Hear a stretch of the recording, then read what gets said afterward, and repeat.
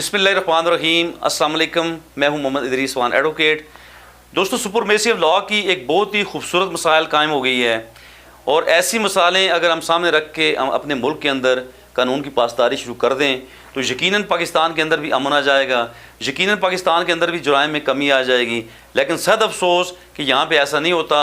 यहाँ जब सियासतदान कोई गलती करता है, जब कोई बैरोक्रेट गलती करता है तो उसे कोई हिले बांधे रख के सामने उसे माफ़ कर दिया जाता है या उसे बैरून मुल्क भेज दिया जाता है या कोई उसके लिए और रास्ता निकाल दिया जाता है। तो जब एक गरीब बंदा जुर्म करता है तो उसे उसकी कड़ी सज़ा भी मिलती है, उसे कोई यानी उसका कोई भी ख्याल नहीं रखा जाता। हम ये नहीं कहते कि किसी गरीब का ख्याल रखा जाए, हम ये कहते हैं कि सुपरमेसी ऑफ लॉ होनी चाहिए, कानून तमाम के लिए बराबर होना चाहिए। जो कानून की बुनियादी रूह है उसके मुताबिक उस पर अमलदारी होनी चाहिए।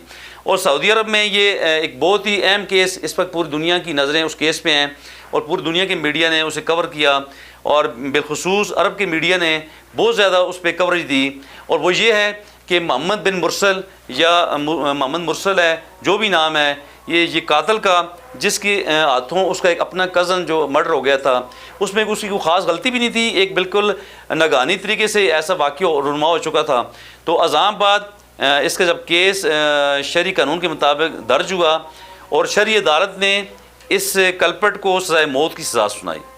अज़ाम बाद इस तमाम ख़ानदान के लोग, इस कातिल के जितने भी ख़ानदान था, जितने भी वहाँ पे लोग इसके रिश्तेदार थे, तलकदार थे, वो सारे लोग अपने पगड़ियाँ, अपनी चादरें, अपने जुब्बे लेके इस जो मकतूल ख़ानदान है उनके घर के बाहर गए।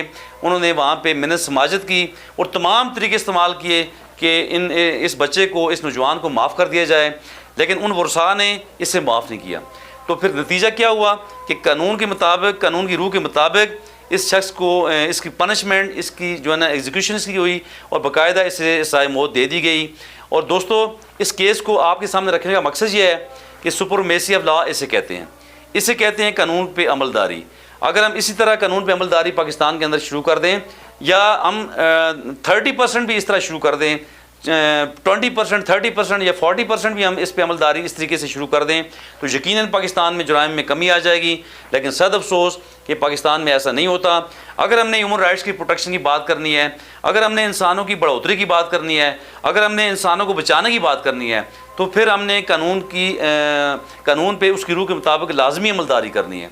तो मेरी ये गुजारिश है तमाम अदारे, तमाम हमारे जितने भी इदारे पाकिस्तान के अंदर हैं, पाकिस्तान की अदलिया, पाकिस्तान की पुलिस, जितने भी हमारे इदारे हैं, तमाम अदारों को मिल के इसी तरह सुपरमेसी ऑफ लॉ के लिए काम करना चाहिए कि जिस तरह ये फैसला सऊदी अरब में हुआ, ये हमारे लिए ज़िंदा एक मिसाल है। तो हमें ऐसी मिसालें हमें भी कायम करनी चाहिए।